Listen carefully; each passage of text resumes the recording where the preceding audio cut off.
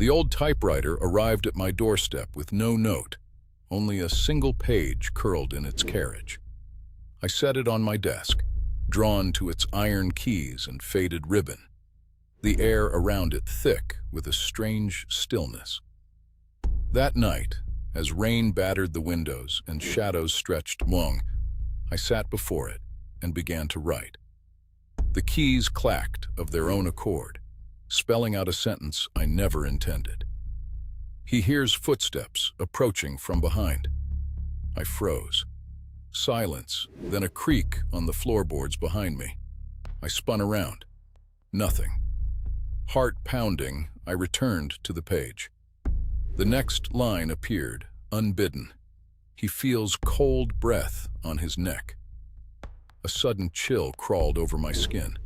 I leapt up, but the typewriter continued, keys hammering relentlessly.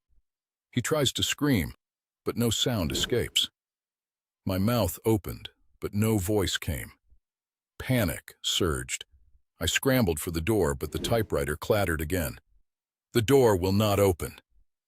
I twisted the knob, locked tight. The final line appeared, ink still wet. He realizes too late, the story ends with him. Darkness pressed in as the keys fell silent. I understood. My story was finished, and so was I.